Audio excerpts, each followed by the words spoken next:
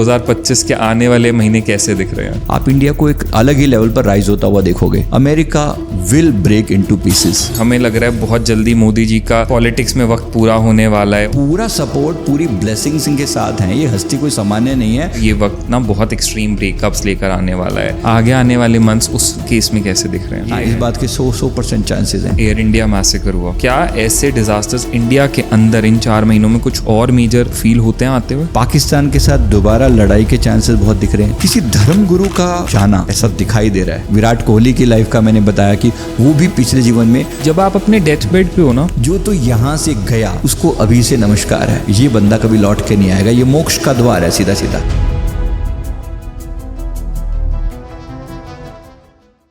Hello everyone, the Namit show के एक और अमेजिंग पॉडकास्ट में आप सबका बहुत बहुत स्वागत है। तो गाइस, आप सब लोगों की बहुत हैवी डिमांड पे और बहुत सारे क्वेश्चंस पे आज हमारे पॉडकास्ट पे स्पेशली फिर एक बार आए हैं इंडिया के one of the most leading past life regression expert, reiki grand master mister Sanjeev Malik, जिनसे आज हम आपके ही भेजे हुए कुछ बहुत इंपॉर्टेंट टॉपिक्स पर डिस्कशन करेंगे रिगार्डिंग कि आने वाले मंथ्स, क्योंकि 2025 एक ऐसा साल रहा है सबके लिए, डोमेस्टिक लेवल पे, पर्सनल लेवल पे, नेशनल और इंटरनेशनल लेवल पे, जहाँ पे बहुत अप्स एंड डाउन्स रहे हैं, बहुत फ्लक्चुएशंस रही हैं और हर कोई जानना चाहता है कि अब जो 4 महीने, लगभग 4.5 महीने बचे हैं इस साल के, वो लोगों के लिए कैसे होने वाले हैं, क्या कुछ होने वाला है। और इसके साथ आप सब लोगों के एक मिक्स्ड रिव्यू पे बहुत ही इंटरेस्टिंग एक और टॉपिक जिसके ऊपर हम बात करेंगे वो होगा कि हम पास्ट लाइफ रिग्रेशन के थ्रू अपने पास्ट में तो झांक सकते हैं, पर क्या हम इस बात का अंदाज़ा लगा सकते हैं कि हमारा फ्यूचर लाइफ, हमारी अगली लाइफ कैसे होने वाली है? कैसे डिसाइड होती है एक इंसान की अगली ज़िंदगी की, इस बॉडी से निकलने के बाद उसकी अगली लाइफ में वो कौन होगा, क्या बनेगा? क्या हम अभी से इस चीज़ का एक अनुमान लगा सकते हैं कि हम अगले जीवन में क्या होंगे? इसके ऊपर एक बहुत ही अमेजिंग डिस्कशन होने वाला है। So stay tune till the end. और बिना किसी देर के अब आज के पॉडकास्ट की शुरुआत करते हैं। Hello Sanjeev sir, welcome to the Namit show. जी, कैसे हैं आप सर? First of all thank you so much हमारे इनविटेशन को एक्सेप्ट करके शो पे आने के लिए। फिर एक बार, पहले 2 डिस्कशंस जो हमारे थे वो लोगों को बहुत पसंद आए। आज एक और बहुत इंटरेस्टिंग टॉपिक पे डिस्कशन करेंगे, बट ओपनिंग सर आज के पॉडकास्ट की रहेगी 2025 जो एक साल है ना, लोगों के लिए बड़ा ही अजीब सा साल रहा है। मतलब बहुत बड़े बड़े इंस्टेंसेस देखे लोगों ने, almost touching world war situation देख ली, हमारे पड़ोसी देश के साथ इतना ज़्यादा बढ़ा हुआ टेंशन देखा। ये एक इंटरनेशनल लेवल पे बात हुई, डोमेस्टिक लेवल पे, पर्सनल लेवल पे भी लोगों ने बहुत फ्लक्चुएशंस देखे हैं। ग्लोबल मार्केट बहुत बुरी तरह से कोलैप्स हुआ, लोगों के काम धंधों पे बहुत असर पड़ा। तो अब हर कोई जानना चाहता है कि यार आगे आने वाले महीने कैसे होने वाले हैं। बहुत सवाल हैं लोगों के मन में।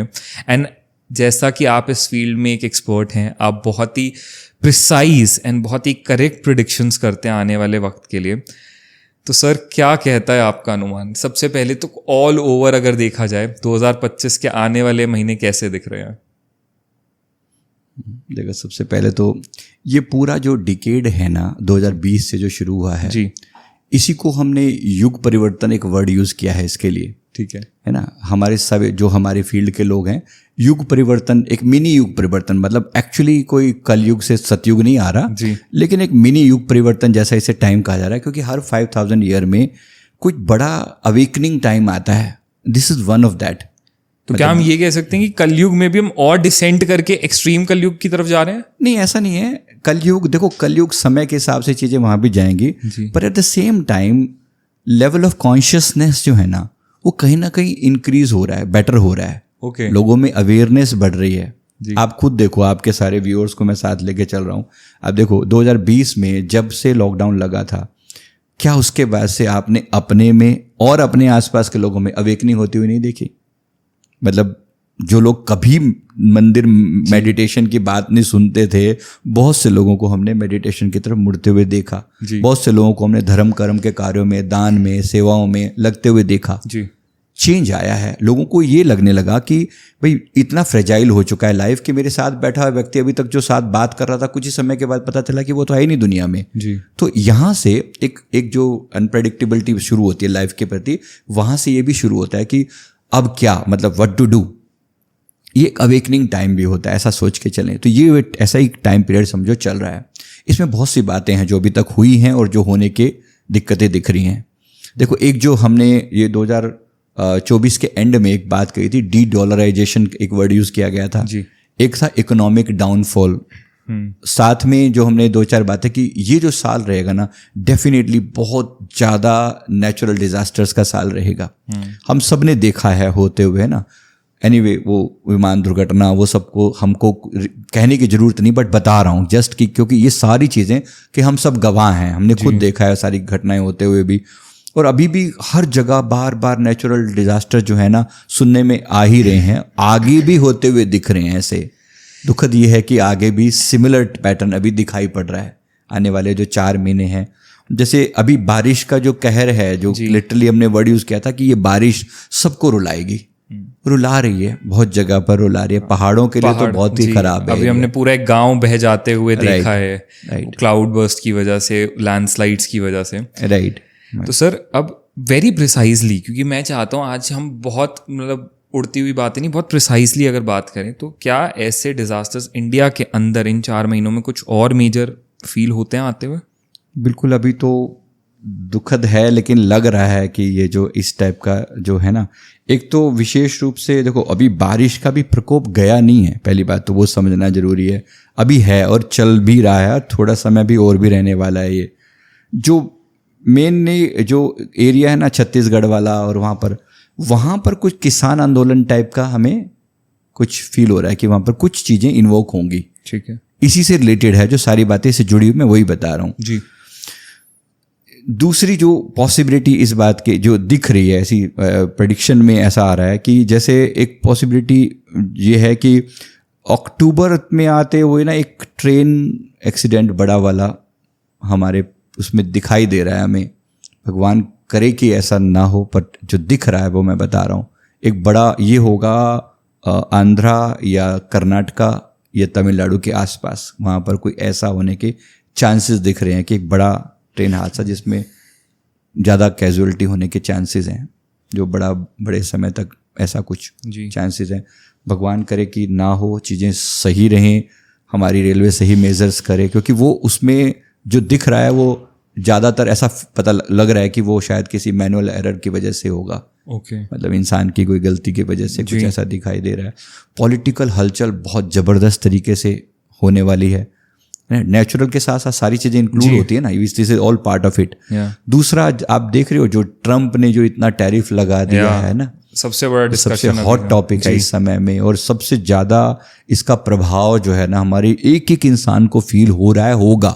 अभी थोड़े समय में और भी ज़्यादा होता दिखाई देगा। पर बात यह है कि क्या हम इसे सर्वाइव करके आगे बढ़ेंगे, है ना, बूम करेंगे, या फिर बिल्कुल डिच हो जाएंगे, बिल्कुल गिर जाएंगे नीचे।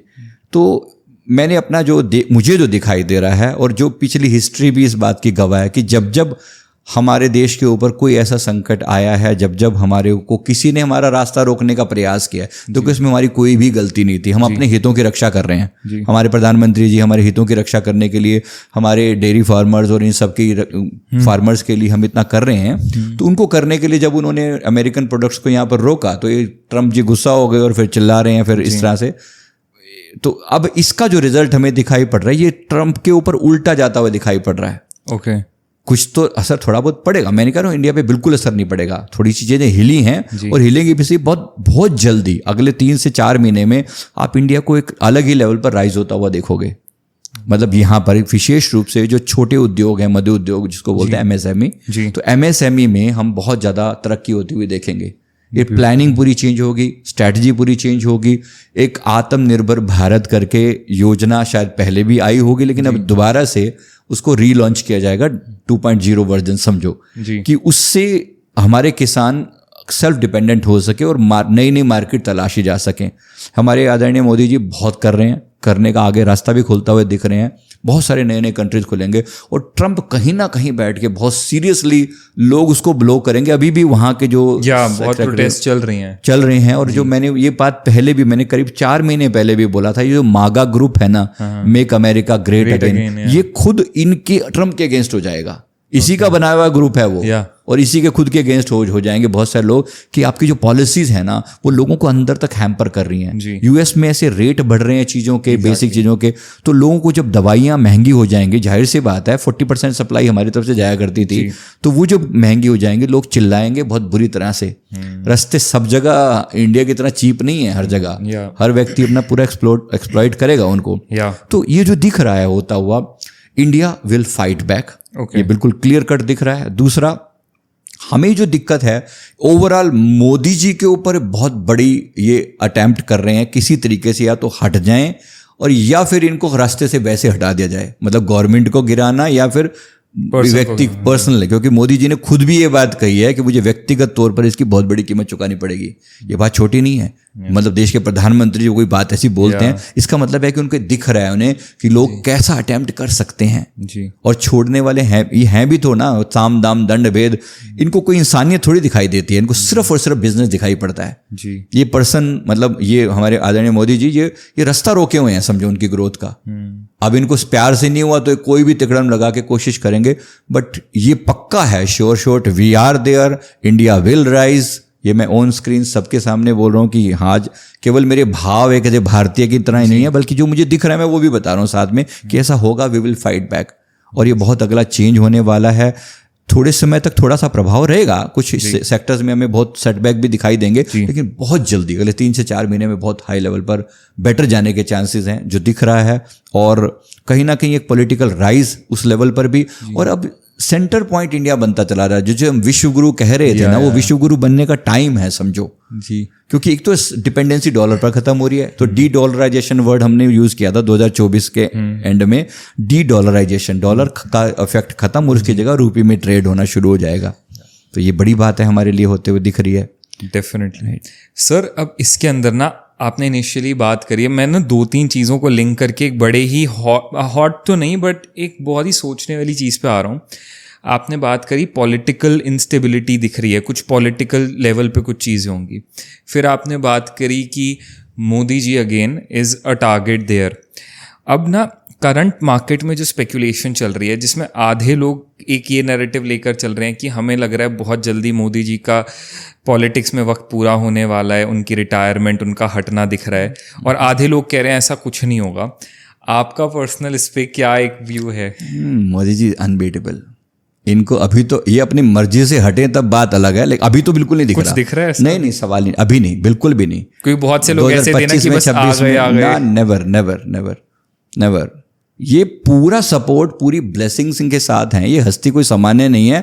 और मैं फिर बता रहा हूं, जब ये 2027-28 में ऐसा लग रहा है 2027 ये संन्यास लेंगे, अपनी मर्जी से लेंगे। बाकी किसी की पावर नहीं है कि कोई इन्हें हटा सके। इनके पास शत्रु हंता योग है इनकी कुंडली में, मतलब शत्रु इनके सामने टिक नहीं पाएंगे। थोड़ा थोड़ा चिल्लाएंगे, बिलबिलाएंगे, सबका अपना अपना एक वे होता है, लेकिन टिकने का किसी का पास सामर्थ्य नहीं है। तो ये तो भूल जाएं कि किसी भी लेवल पर he is going to set back, no never. क्योंकि मैंने खुद भी जब इस चीज़ पे रिसर्च करी तो ऑनलाइन इतने एस्ट्रोलॉजर्स को और लोगों को ऐसी बातें करते देखा कि बस मोदी जी का वक्त अब पॉलिटिकल दुनिया में पूरा होने वाला है, कुछ महीने, कुछ 6 महीने, 8 महीने, और उसके बाद आप देखेंगे सरकार में बड़ी लीडरशिप चेंज का एक वक्त। 2027 तक तो मैं कह सकता हूँ कि हाँ, अभी तो and that's a long time, अभी तो 25 चल रहा है। हाँ, तो इसीलिए उस समय होंगी चीजें, शायद उनकी सेहत उसमें पिक्चर में आएगी और चीजें भी होंगी, लेकिन ऐसे सेटबैक वाले तो पर्सन नहीं है ये, बिल्कुल भी नहीं है। रादर ये हमारे राइज का टाइम है। आप सोचो, एक कंपैरिजन करके देखो, अगर यहाँ पर मनमोहन सिंह होते और ये सेम ट्रंप सैंक्शन लगा रहा है, जैसे 50% लगा दिए, क्या हालत हुई होती। हम शायद डूबे हुए ऐसे घिसू से लेके अपने आप को झुका के दबा के उनके सामने भीख मांग रहे होते शायद, नहीं प्लीज हटा लो, ऐसा कर लो, वैसा कर लो। He is kind of a lion, खड़े हैं वहां पर, जो मर्जी हो जाए, अपने देश के साथ समझौता नहीं, तुम जो मर्जी कर लो, जैसा मर्जी कर लो। और ये ट्रंप के अगेंस्ट हो जाएगी दुनिया, इस कारण से हो भी रही है। आप देखो ना, सारी दुनिया के लोग बयानबाजी कर रहे हैं, तुम्हें मतलब उनको समझ में नहीं आती है बात कि तुम सिर्फ अपनी पर्सनल खुन्नस निकाल रहे हो क्या। इनको सबसे बड़ी चिड़ है कि इंडिया जो कल तक इतना दब्बू सा कंट्री जो है एक लेवल पर खड़ा रहा करता था, आज हमारे बराबर कंपैरिजन हो रहा है वहां पर जी। और यही एक वर्ड यूज किया गया था कि वर्ल्ड ऑर्डर चेंज मतलब जो नंबर 1 अपने आप को समझता है ना यूएस, हम कहीं ना कहीं इतनी बराबरी पर आ गए हैं कि लोग हमें उसके साथ, मतलब ट्रम्प हमें कॉम्पिटिटर मान रहा है जी। कल तो हम गिनती में भी नहीं थे, समझो से ना 10 साल पहले गिनती में भी नहीं थे, आज हम कंपटीशन में खड़े हैं, तो बात थोड़ी बड़ी है, दिल पे लगी है, उसको भी लगी है, चोट लगी है, इसीलिए इतना बिफर रहा है। वो बनता भी है, उसकी तरफ से बनता भी है। पर ये जरूर है कि ये ट्रम्प जो है अपने अमेरिका को डुबाने के लिए he is going to be the main captain over there. वो पूरी शिप को डुबाने वाला ना, ही इज द वन। और आप देखेंगे, ये मैं एकदम फिर पब्लिकली सबके सामने बोल रहा हूं, America will break into pieces. ये अमेरिका की जो आपने पहले भी एक बार कहा था कि जो यूनाइटेड स्टेट्स हैं, they won't be united, they won't be united any more. कुछ समय के बाद, अगले 4 से 5 सालों, 3 से 4 साल के अंदर आप इनको देखोगे कि इनके पीसेस, इनके कुछ पार्ट अलग हो जाएंगे। जो लोग बिल्कुल इसकी जो पॉलिसी से चिढ़ के ना, वो पूरा अपने आप को अलग कंट्री डिक्लेयर कर देंगे, और बहुत लड़ाई वड़ाई होगी, बहुत मारामारी होने वाली है। ये दिख रहा है होता हुआ, क्योंकि इसने लोगों के घर तोड़े हैं, लोगों कंट्रीज को तोड़ा है, ब्रेकअप किया है। तो ये उसी कॉन्सिक्वेंसेस को ये एज ए कंट्री इसकी सजा जो है ये भुगतने वाले हैं। तो एज ए इकोनॉमिक डाउनफॉल होगा, डॉलर का डॉलराइजेशन मतलब डिवैल्यूएशन होने वाला है। यहाँ पर हमारा रुपी में ट्रेड होने लगेगा। अभी भी हम 40+ कंट्रीज के साथ रुपी में ट्रेड कर रहे हैं, जहाँ तक मैं जानता हूँ, और आगे और बढ़ने वाला है। बड़े सभी बहुत सारे कंट्रीज को सपोर्ट करेंगे इस बात को। ब्रिक्स नेशन अपनी एक करेंसी निकालने की बात कर रहे हैं, धीरे धीरे वो चीज़ बढ़ने वाली है, दिखाई दे रही है। ये सारे जो इंडिया को सबसे बड़ी प्रॉब्लम अपने लोगों से है, जो इन्हीं के एजेंट बैठे हैं, समझो ये जो कांग्रेस के लोग बैठे हैं कहीं ना कहीं, और ये भी और वो लोग मिला के भी ना, एक जो नैरेटिव सेट करने वाले लोग हैं, ये कहीं ना कहीं ये पूरा सिस्टम ही यूएस के द्वारा चलाया जा रहा है। है ना, ये चाहते हैं कि ये पूरा हट जाएं और हमारा वापस वही कंट्रोल आ जाए इंडिया को, और इंडिया को दबा के हम फिर से वैसी स्टेट में लाने का। तो जाहिर सी बात है, पर यहाँ पर हम दबने वाले नहीं हैं, हम रुकने वाले नहीं हैं। ये सनातन के राइज का टाइम है, ये इंडिया के राइज का टाइम है। एक टाइम के बाद सारी नजरें ही इंडिया पर होंगी। लोग आके हमारे पास आश्रय लिया करेंगे, सहारा लिया करेंगे। ये दिखेगा दुनिया के सामने, एक एग्जाम्पल की तरह दिखाई देगा, हमारी कल्चर को, हमारे ज्ञान को, हमारी टेक्निकल नॉलेज को, इवन हमारी एआई जैसी नॉलेज, जो फील्ड बिल्कुल नए हैं ना, और स्पेस टेक्नोलॉजी में देखो कहाँ पे हम अच्छे लेवल पे परफॉर्म कर रहे हैं ना। तो ये सब हम होता हुआ देखेंगे, तो जरूर होगा। और हमारी अपनी फीलिंग्स भी हैं, और एक एज ए प्रेडिक्शन भी जो मुझे दिखाई पड़ रहा है वो भी है इसमें। तो सर, यहाँ हमने बात की अबाउट पॉलिटिकल कैसी चीज़ें दिख रही हैं, और नेचुरल हमारे कैसे डिज़ास्टर्स या कोई एक हमारी नेचुरल सराउंडिंग्स का कैसा फ्यूचर दिख रहा है। अब ना एक चीज़ और है, एक बहुत मेजर पोर्शन जिसको लेकर ना लोग बहुत कंफ्यूज हैं, क्योंकि जब ये टैरिफ्स की बात आई, और उससे पहले भी जब मार्केट मिडल ईस्ट इतना ज़्यादा इंस्टेबिलिटी हुई, मिडल ईस्ट में इतनी चीज़ें होने लगी, तो एक चीज़ के ऊपर बहुत बड़ा सवाल आया, दैट इज़ गोल्ड। कि बहुत सारे इकोनॉमिस्ट्स ने, बहुत सारे फाइनेंशियल एडवाइजर्स ने, कुछ ने ये कहा कि यार गोल्ड रुक जाओ, मत परचेज करो, ये डिप जाएगा। कुछ ने कहा अभी तो बहुत अच्छा बूम होने वाला है, ले लो। अब जो मिडल मैन है, जो नॉर्मल इंसान है, जो शायद सोच रहा है मैं गोल्ड में इन्वेस्ट कर लूँ, या मैं गोल्ड इस वक्त लेना ठीक है या नहीं है, व्हाट डज योर प्रेडिक्शन से? इज इट सेफ और नॉट? देखो, एक साइकोलॉजी समझते हैं, गोल्ड जो है ना सबसे अभी तक जो दिमाग में इंसान की एक इमेज बनी हुई है ना, करेंसीज कुछ भी डाउन अप हो जाए, कुछ मर्जी हो जाए, गोल्ड का क्रेज कभी खत्म नहीं होगा। गोल्ड के बारे में सीधी है कि जितना अपने पास, मतलब अभी देखो ना, सारे इंडिया ने अपना पूरा गोल्ड वापस मंगाया यूके से जी। सारे यूरोपियन कंट्रीज जो यूएस में अपना गोल्ड रखा हुआ था, सब वापस मांग रहे हैं। ये सब आपको पता ही होगा वहां का बैकग्राउंड। अब ये सब क्या हो रहा है, सबको एक बात समझ में आ रही है कि करेंसी ऊपर नीचे कुछ भी हो सकता है। जब संसार में अनस्टेबिलिटी हो, जब लोगों को सर्वाइवल का डर लग रहा हो ना, तब गोल्ड स्टिल एक ऐसी पावरफुल एलिमेंट है जिसके ऊपर कभी भी वो ध्यान हटता नहीं है लोगों का। तो वहाँ से अभी भी लोगों का क्रेज पेंडिंग है, और ये सही समय है, आगे चीज़ें और बढ़ने के चांसेस हैं। तो डेफिनेटली थोड़ा बहुत प्लस माइनस होगा, वो एक अलग बात है, लेकिन बढ़ेगा अल्टीमेटली। क्योंकि अभी साइकोलॉजिकली जितने ज़्यादा वॉर या इसकी तरफ जाएंगे ना, लोगों को लास्ट में फिर एक चीज़ दिखाई पड़ती है, सर्वाइवल। और जब बात सर्वाइवल की आती है तो ये पता है कुछ और मर्जी कुछ हो जाए, गोल्ड नहीं, कभी गोल्ड का क्रेज खत्म नहीं होगा कभी भी। So that is still a very safer option. Definitely, always that you can go for it. वो जाएगा ही जाएगा, सही डेफिनेटली जाएगा। और अभी दिवाली तक जाते जाते चीज़ें और बूम करेंगी, बहुत बूम करेंगी।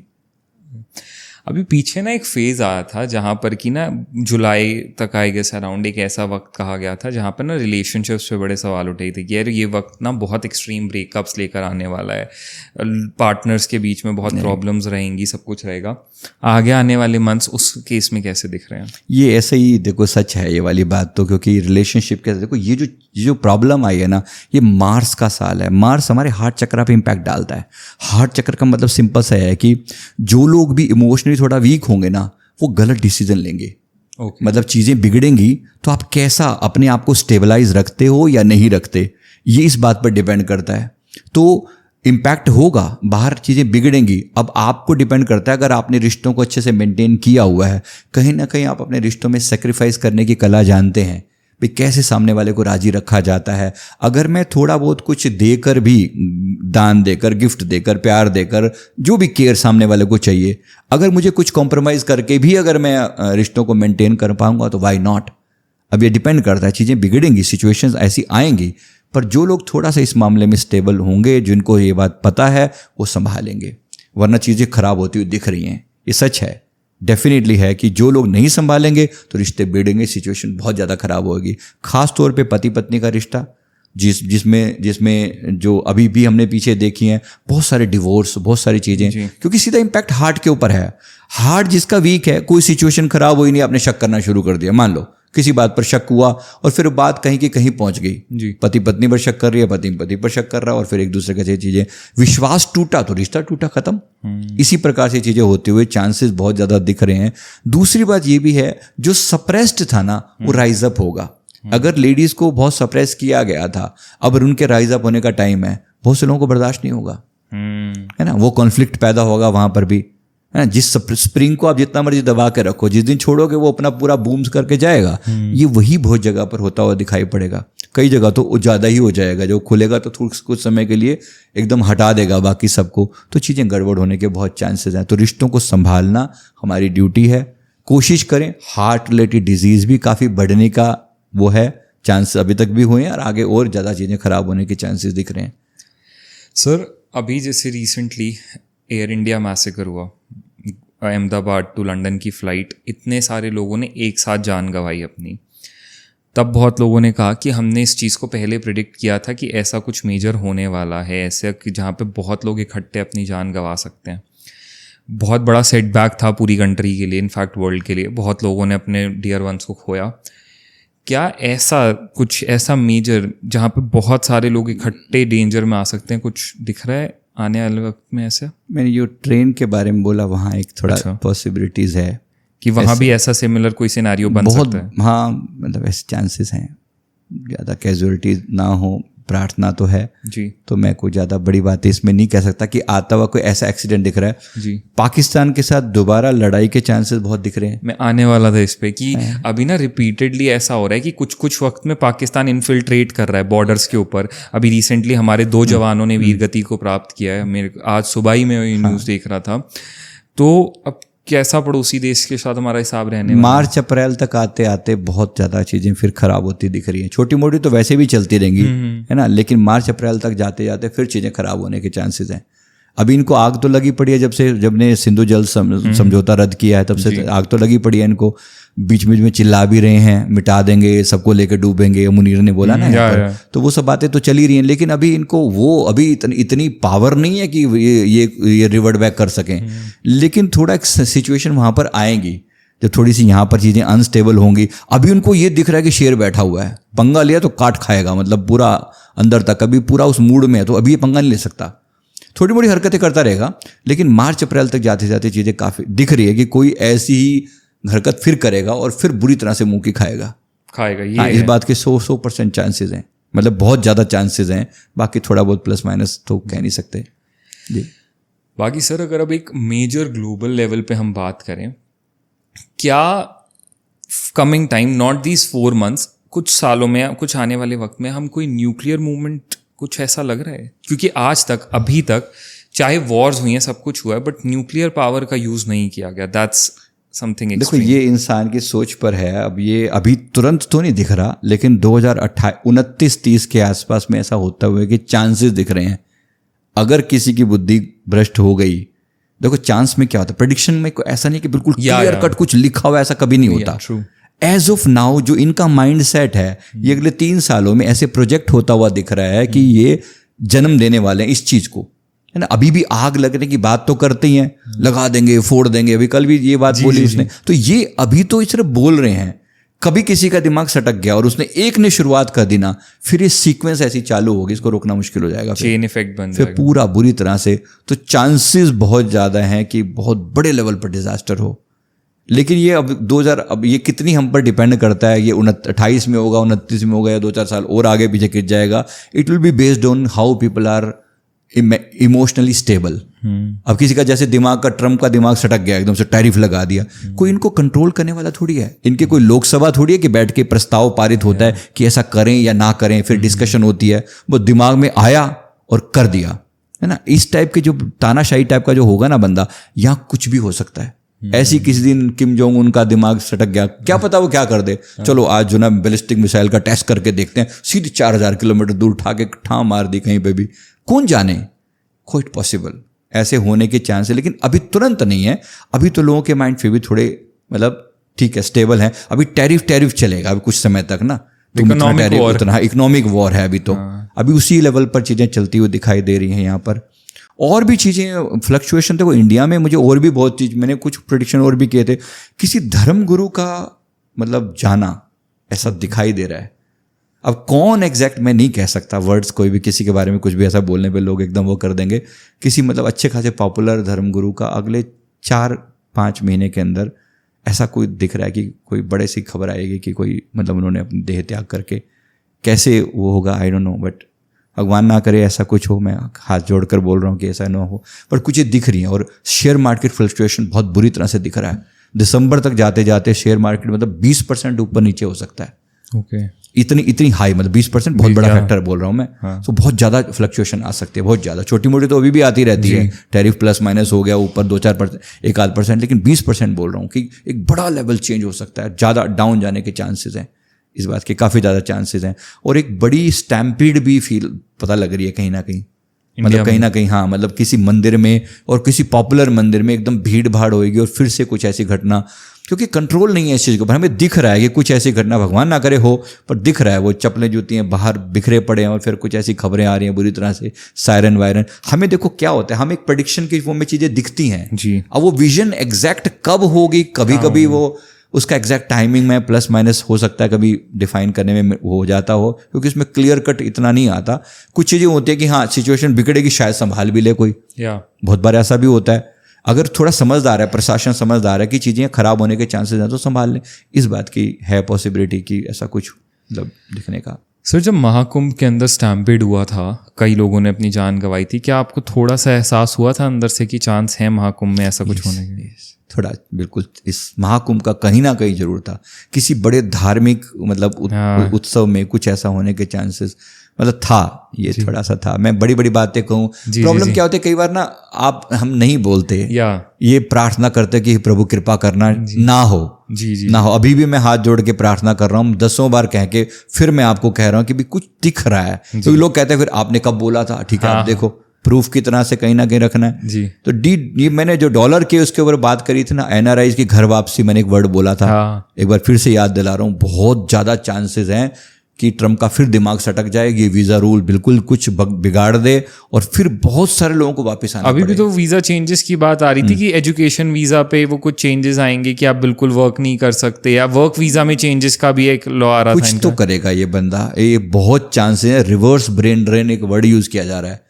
जो ब्रेन ड्रेन हुआ है ना हमारे यहाँ से वहाँ गया ना, ये रिवर्स ब्रेन ड्रेन जैसा कोई ये एक बड़ा वो भी लेकर आएंगे, मोदी जी कोई स्कीम भी लेकर आएंगे और देखोगे आप रिवर्स ब्रेन ड्रेन होता हुआ वापसी। ये लोग जो टैलेंटेड लोग हमने गंवाए हैं ना, ये वापस आके इंडिया में जब काम करेंगे ना, इंडिया को राइज करने से कोई नहीं रोक सकता।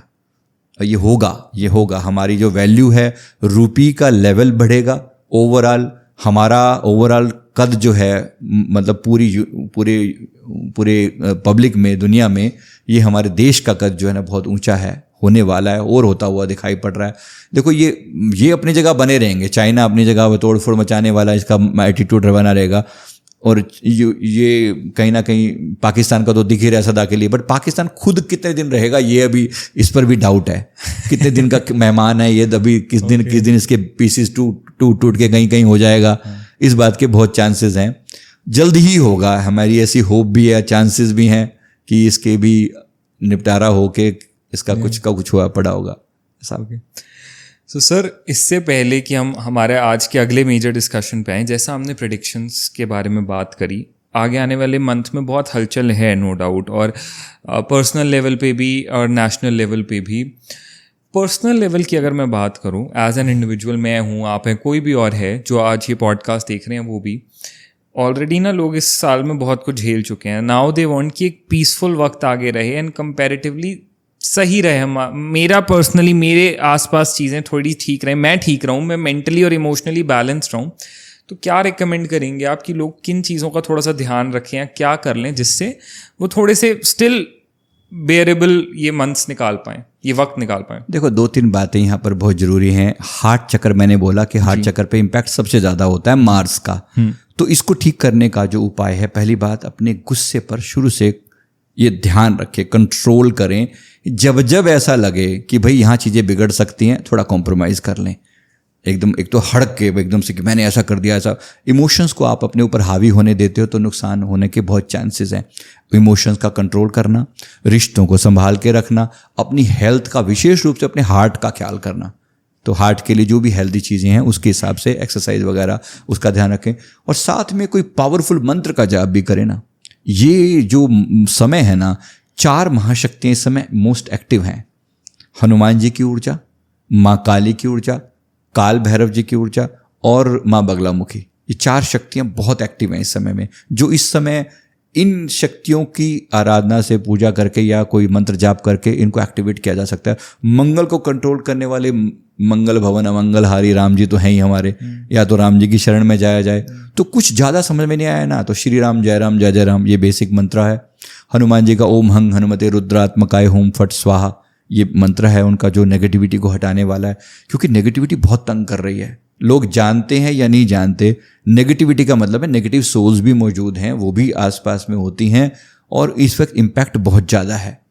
तो ये चांसेस हैं कि ये गड़बड़ करें।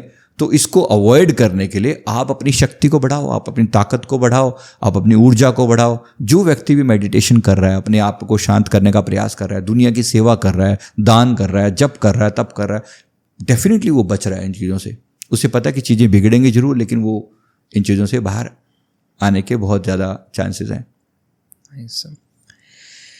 सर, अब इस पूरे हमारे प्रेडिक्शंस के रिलेटेड डिस्कशन के बाद अब आते हैं हमारे पॉडकास्ट के सेकंड सेगमेंट में, जो हमने लोगों से स्टार्टिंग में डिस्कस किया था। आप एक बहुत ही well renowned past regression expert हैं, जहाँ पे हम पास्ट रिग्रेशनिस्ट, जब हम लोगों को उनकी पिछली ज़िंदगी में लेकर जाते हैं कि पिछली लाइफ में वो क्या थे, उन्होंने क्या कर्मा किया, कैसे सब कुछ कर्म किया। सबसे पहले सर ये समझाइए कि पिछली लाइफ तो देख ली, अब हमारी जो अगली ज़िंदगी है, क्योंकि डेफिनेटली इट्स सेड कि सोल एक बॉडी से निकल के दूसरी body, then it keeps on changing, soul remains the same, the body changes. तो अब मैं अपने अगले जीवन में अगली बॉडी मेरी कौन सी होगी, या मैं एक इंसान बनूंगा या कोई जानवर बनूंगा या कोई बर्ड बनूंगा, मैं क्या बनूंगा, कोई वाटर एनिमल बनूंगा, ये कैसे डिसाइड होता है? कुछ तो इसके पीछे भी लॉजिक होता होगा, ऐसे तो नहीं ना कि चलो इसको इसमें, उसको उसमें, उसमें। देखो, एक सिंपल सा लॉजिक है इसमें कि आपका इस समय जो आप कर्मा कर रहे हैं ना जी, आप अपना फ्यूचर खुद अपने हाथों से लिख रहे हैं। ठीक है, इट्स वेरी सिंपल। एक अच्छे इंसान की तरह जब आप बिहेव कर रहे हैं, मतलब अपनी तरफ से बेस्ट कोशिश कर रहे हैं कि मुझसे बुरा ना हो, आप अपने रिश्तों को संभाल रहे हैं, आप अपनी हर फर्ज को पूरा कर रहे हैं, ईमानदारी बरत रहे हैं, जो भी आप काम कर रहे हैं अपने प्रोफेशन में आप ईमानदार हैं, जो भी आप दुनिया की सेवा करने का भी जितना प्रयास हो सकता है वो थोड़ा बहुत आप कर रहे हैं। तो ये सब चीज़ें अगर आप कर रहे हैं, डेफिनेटली इंसान में हायर क्वालिटीज़ के साथ एक अच्छे पावरफुल इंसान के रूप में अगली बार आना आपका चांसेस बहुत ज़्यादा हैं इस बात के। आप अपना फ्यूचर ऐसे लिख रहे हैं, है ना। अगर कोई व्यक्ति कोई बड़ी डिज़ायर लेकर आता है ना, कोई बड़ी सी चीज़ मान लो मुझे अगले जीवन में पॉलिटिशियन बनना है, तो ऐसी डिज़ायर भी आप अपने मन में डाल सकते हैं। कोई व्यक्ति मन में इच्छा भी करे ना, परमात्मा आपकी फ्री विल को सम्मान करता है। ये पूरा यूनिवर्स कॉन्स्टेंटली आपकी बात को सुन रहा है। मैनिफेस्टेशन की हमने जब बात करी तो मैंने कहा था ना कि जैसे हम एक मिनी परमात्मा है, छोटे से परमात्मा है, हम भी, आप भी, हम भी, सब। तो हम जो एक एक छोटी छोटी इच्छाएं करते हैं ना कहीं सब सुनती है, परमात्मा सुनता है, लेकिन वो डिपेंड करता है कि आप कितनी इंटेंसिटी के साथ उसको मांगते हो, है ना। आपने कोई छोटी सी बात कर दी, बात को कह के भूल गए, पापा चॉकलेट चाहिए, बस बात खत्म हो गई। नहीं, ऐसे नहीं, चाहिए चाहिए चाहिए चाहिए चाहिए। जब आप दिल से बात निकलते ना तो आपको मिलेगी जो भी मांग होगी। तो ऐसी कोई बड़ी मांग रखी जा सकती है। क्या हम मुक्त आत्मा बनने का सपना नहीं देख सकते? क्या हम बुद्ध बनने का सपना नहीं देख सकते? क्या हम स्वामी विवेकानंद जैसी महान आत्मा बनने का सपना नहीं देख सकते? जरूर देखना चाहिए, व्हाई नॉट। प्रयास करना चाहिए। बाकी होंगे नहीं होंगे, 100 नहीं होंगे तो 80 हो जाएंगे, 70 हो जाएंगे, कुछ तो होंगे। अब ये आप पर डिपेंड करता है, हम पर डिपेंड करता है। आज के आपके कर्म ही आपका फ्यूचर लिख रहे हैं जी, है ना। अब इसी प्रकार से कोई व्यक्ति सारा जीवन, अब देखो, अपने गोल वोल का पता नहीं, सिर्फ पैसा कमाने का ही उसके दिमाग में भरा पड़ा है ना, दिमाग में। अब कॉन्स्टेंटली ये बंदा हमारे चक्रों की यात्रा में, मैं कहता हूं, क्योंकि प्राण आपके उसी चक्र से निकलते हैं जिस पर आप सारा जीवन जिए। ओके। जो आपने जीवन भर में जिसको अपना सेंटर पॉइंट बनाए रखा। अब देखो, जिसका सेंटर पॉइंट केवल शरीर को पालना है। आप देखो, दुनिया के 80% लोगों की यही हालत है, कैसे भी करके शरीर पालूं, बच्चे पैदा करूं, थोड़ा परिवार बना के थोड़ा बहुत अपना मान सम्मान हल्का फुल्का मिल जाए, बस आपा चले। इसके अलावा उसको क्या पता है? एक सामान्य इंसान की बात कर रहा हूं मैं। जो व्यक्ति केवल शरीर को पालने तक सीमित है और खुद को भी शरीर मान के बैठा है, मूलाधार चक्र, हमारा जो रूट चक्र होता है, यानी प्राण जो है उसके निचले चक्रों से जाते हैं, वो अगले जीवन में लोअर स्पीसीज की तरफ, यानी कि घोड़ा गधा कुत्ता बनने की तरफ अग्रसर है वो व्यक्ति। ओके। इस बात के चांसेस हैं कि वो अगर नीचे के चक्रों से गए, वो पता कैसे चलता है लास्ट में, मतलब जब शरीर छूटता है तो सुसु पोटी निकल जाती है।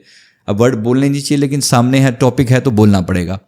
यानी ये जो नीचे की यात्रा है, ये उस लेवल की यात्रा। कोई व्यक्ति बहुत बुरे कृत्य कर रहा है, पापी वाली सोल वाली बात जिसको कहते हैं ना, कोई किसी को मार रहा है, किसी के बारे में बहुत बुरा सोच रहा है, किसी के यहाँ चोरी कर रहा है, कोई बहुत बुरी ऐसी कोई हरकत कर रहा है, या इवन हम अन्य चीज़ें सुनते हैं, किसी को बहुत ज़्यादा तकलीफ दे रहा है, प्रताड़ना कर रहा है, यातनाएं दे रहा है, ये व्यक्ति अपने लोअर स्पीसीज की तरफ जाने का रास्ता ढूंढ रहा है। तो ये जो प्राण निकलेंगे ना, नीचे के चक्रों से निकलेंगे। मैं आपके दर्शकों से सबको कह रहा हूँ, आपने जितने लोगों को भी मरते हुए सुना होगा, मतलब बात सुनी होगी, कोशिश किया करें उनके बारे में थोड़ा सा पता लगाने की, बंदा गया कहाँ से। ये उसकी सारी जिंदगी का एंड पता चल जाता है कि वो कहाँ से उसकी आत्मा निकली, है ना। शरीर के जिन चक्रों से जा रहा है, वो उसकी जीवन भर वो कहाँ स्टैंड करता था, वहां से पता चल जाता है। क्योंकि सर कहते हैं ना, कुछ द्वार होते हैं आपके शरीर के जिनसे आत्मा निकलती है, क्या कौन से होते हैं? मतलब वैसे देखो, 9 द्वार कहे जाते हैं ना। कान के हैं, आंखें हैं, ठीक है, ये क्राउन है, यहाँ पर नासिका है, मुंह है जी, थ्रॉट से जब जाती है प्राण, या फिर हार्ट है, या फिर मणिपुर चक्र है, और सैक्रल है, और नीचे रूट है। तो 9 द्वार वैसे कहे जाते हैं। एक 10वां द्वार यहाँ पर भी है, तो टोटल 10 द्वार कहे जाते हैं यहाँ से। सबसे उत्तम अगर प्राण छोड़ने की कोई जगह है वो तो ये है ना। अब यहाँ इसका मतलब है कि कोई व्यक्ति अगर थोड़ी बहुत उसने योग साधना करी है और अपनी चेतना को हल्का किया है, हल्का मतलब है कि शुभ कर्म किए, पुण्य कर्म किए, धीरे धीरे उसकी चेतना ऊपर उठने लग जाती है, लाइट वेट हो जाती है ना। लाइट वेट हो जाती है तो प्राण यहाँ से निकलने के चांसेस हैं। जो तो यहाँ से गया उसको अभी से नमस्कार है, ये बंदा कभी लौट के नहीं आएगा। ये मोक्ष का द्वार है सीधा सीधा। ओके, मतलब this is the exit gate. जो यहाँ से गया कभी नहीं लौटेगा वो। उसकी जो मृत्यु होगी वो अपने आप में एक मिरेकल जैसा होगा, अपार शांति आनंद होगा, और खोपड़ी हल्की सी चटक जाती है। यही मेरे को समझना था, निकले कैसे पता चलेगा कि कोई यहाँ से किसी की मुक्ति हुई है? देखो, सबसे बड़ी पहचान तो ये कि खोपड़ी जो है, स्कल जो है वो एक्चुअली चटक जाती है। ओके, हमने देखा है, मतलब मेरी आंखों के सामने एक व्यक्ति ने जो है इस प्रकार से शरीर छोड़ा था, और वो पूरा इंसिडेंट मेरी आंखों के सामने हुआ था। बहुत इमोशनल फीलिंग्स थी वो जो था, और मैं शुक्रगुजार करता हूँ क्योंकि मैं उस चीज़ का साक्षी बन पाया। एक ऐसे व्यक्ति का आंखों के आगे जाना जिनको जो है, जिन्होंने पूरी जीवन, और मैं गृहस्थी जीवन की बात कर रहा हूँ, मैं ये नहीं कह रहा हूँ कि कोई सन्यासी थे, तो बहुत अच्छे लेवल पर उन्होंने प्राणों को छोड़ते हुए एकदम, मेरे गुरुदेव, मेरे श्री परमहंस सतगुरु जी, उनका ध्यान करते हुए उन्होंने शरीर छोड़ा, तो एकदम दिव्यता के साथ, मतलब उन्होंने पहले बता दिया था, हार वार तैयार करके रखे हुए थे कि मेरे गुरुदेव आएंगे और मुझे लेकर जाएंगे। और इस टाइप से उन्होंने मतलब अपने इस देह को त्यागा कि चेहरे पर एक चमक थी, रौनक थी, एकदम आंखों में ऐसा कि बस अब ये जो गए बिल्कुल फूलों की तरह से गए। ऐसी दिव्य आत्मा का जाना ये है क्राउन से जाना। और बाद में हल्का सा यहाँ पर पता लगा कि खोपड़ी चटकी हुई थी, हल्के से खून वहाँ पर था, तो यहाँ से निकलने का मतलब क्लियर कट पता चलता है। तो खून की कुछ बूंदें वहाँ पर थी, खोपड़ी चटकने का ये था। जो इसी के लिए हमारे यहाँ कपाल क्रिया भी की जाती है ना, जब पिता की जैसे अर्थी को कोई बच्चा वो करता है उनका बेट, तो नॉर्मली कहा जाता है कि कपाल क्रिया एक डंडे से उसके यहाँ पर मतलब मारा जाता है, ठीक है ना। उसके पीछे एक सिंबॉलिकली इसी बात को याद दिलाने के लिए, काश मेरे पिता की मृत्यु यहाँ से हुई हो, मतलब उनका उनका यहाँ से शरीर छूटा हो, ऐसा भाव होता है। इसको कपाल क्रिया बोल देते हैं हम, याद रहे कि ये ट्रेडिशन मिस ना हो जाए, क्योंकि ये घटना हजारों में से किसी एक के साथ या लाखों में किसी एक के साथ घटेगी, सबके साथ थोड़ी हो रही है। दुनिया तो यही नीचे जी रही है ना। अब बाकी जो है, किसी व्यक्ति की मृत्यु जो है वो कानों के जरिए हो सकती है, आंखों के जरिए प्राण जाते हैं। जिनकी आंखों के जरिए जाते हैं, आंखें खुली रह जाती हैं। अब ये तो कई बार आपने मूवीज में भी देखा होगा, आंखें ऐसे, तो बाद में उसको बंद किया जाता है। तो आंखों के जरिए जा रही है, ये शुभ है। अच्छा। एक अच्छी पवित्र आत्मा है। ये व्यक्ति किसी दिव्य लोग अच्छे उसमें लेवल पर जन्म लेगा, ज्ञानी लेवल पर, भक्त लेवल पर, परमात्मा के किसी साधक लेवल पर जन्म लेगा अगली बार जो आएगा। और ये इसकी मतलब इसकी चेतना का बहुत ऊंचा लेवल है। ये यानी पूरे शरीर को अगर मैं नीचे से लेकर ऊपर तक मेजर करूं तो ये एक अच्छे टॉप मोस्ट पोजीशन में से नेक्स्ट टू टॉप है जी। फिर कान है, कानों के जरिए भी प्राण जाते हैं। तो कानों से प्राण जा रहे हैं, मतलब ये व्यक्ति सुनने वाला, ज्ञान को अब्जॉर्ब करने वाला इंसान रहा है, तो ये भी एक पवित्र है। ये व्यक्ति भी अगली बार आएगा तो सत्संगी बनकर, ज्ञानी बनकर अपनी आगे की यात्रा करेगा। हालांकि बेस्ट तो यही था कि टॉप से जाया जाता, पर यहाँ नहीं तो चलो ये सही नहीं, जितनी भी यात्रा हुई है ना। फिर नहीं तो कानों है, नासिका से जाना भी बहुत शुभ होता है। इसके बाद नाक से भी प्राण पता कैसे चलता है सर, कान से किसी के प्राण गए हैं? देख, कान में से मैंने बोला हल्का सा कान का पर्दा फट जाएगा। अच्छा, ये बिल्कुल क्लियर पता चलता है। जो व्यक्ति थोड़ा सा इसके बारे में ऑब्जर्व करने वाला होगा ना, वो जान पाएगा कि ऐसे गए। ओके, है ना। तो कानों से जाना, आंखों का तो आंखें खुली रहना बिल्कुल सबूत है। नाक से जाना भी लास्ट में से ऐसे लास्ट ये होता है कि भाई अब ये प्राण गए, ऐसा पता चलता है कि भाई इनके प्राण नाक के जरिए गए। मुंह से जाएंगे तो मुंह खुला रहेगा। नाक वाला भी एक अच्छी पवित्र अवस्था है, यानी कि कोई थोड़ा बहुत योगी, ध्यानी, तपस्वी जो होगा व्यक्ति, वो यहाँ से उसके प्राण जाएंगे। मुंह से जाने वाला मुंह खुला रह जाएगा।